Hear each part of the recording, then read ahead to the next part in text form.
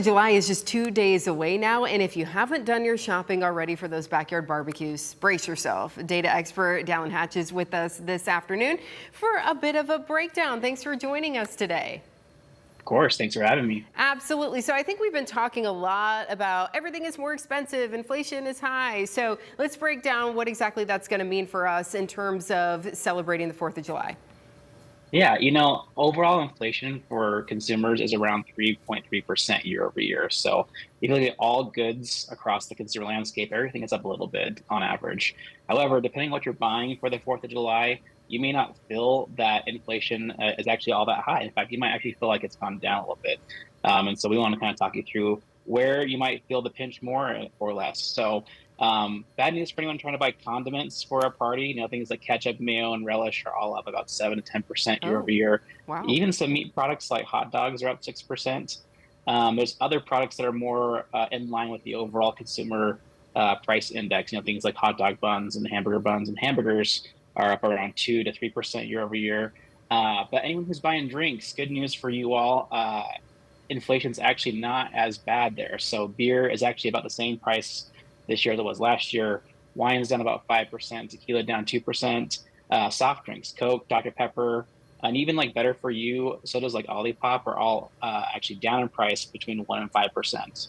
Okay. And so really kind of depends on, if you're going to a potluck and you're buying a few things, or if you're hosting the whole thing, about what, you'll kind of see at checkout. So maybe if you're going to someone's house, you may say, "I'm not going to bring the condiments instead of I'll bring the drinks." No, we're kind of cheating there a little bit. So okay, it's good to know it's not everything right across the board because then we look at our total bill and go, "Whoa, that cost me another $15-20 this year than it did last year." But how would you provide some advice on consumers in terms of how they're going to be shopping for the holiday?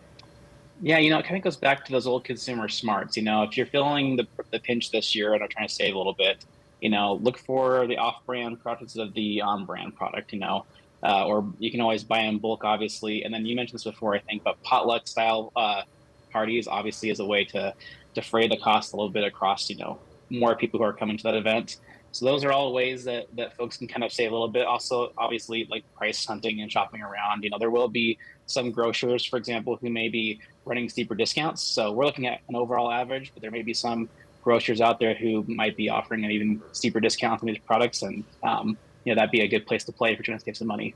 It might make some sense then to hop around, maybe go to a couple of places. I can save a buck here. I could save a few bucks at this place. As long as you're not driving all over the place, you might be able to save yourself money if you do a little shopping around from grocery store to grocery store. But what do we see for the future? Do we see prices coming down at all? We do see the overall trend for inflation easing. Before the pandemic, inflation sat around 2% ish year over year on average. And so, the consumer price index right now is around 3.3%, is actually not too far off. I think so, groceries in particular have been fluctuating a lot since the pandemic.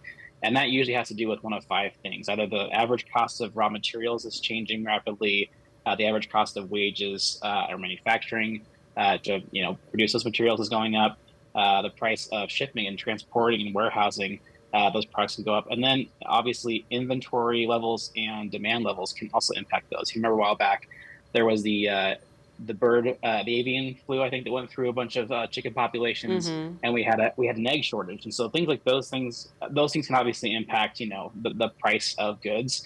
We're not seeing any of those things present in 4th of July products, but those are things to keep an eye on through the rest of the year. I think so. We generally see things easing. Of course, time will only tell. But certainly, if you think about like post-pandemic kind of being like, imagine a big tub and someone just dumped a bunch of extra water in there. There's been this bunch of fluctuation back and forth, and the water's kind of settling slowly over time. And so we expect that things will continue to ease, but we'll keep an eye on it. Well, let's hope so, because we have been hearing a lot of people complaining everything is just more expensive. So we hope that things get a little bit easier on everybody. But some great tips, though, just to know, hey, heads up, condiment prices are kind of high this year. Just FYI, maybe you want to grab some from the basement that you have. Just check those expiration dates. But, Yes. So condiments might be a little bit more expensive, but some other things may not be. So look for those deals in any way that we can to save. Thank you so much for all of the advice this afternoon. We appreciate it. Of course.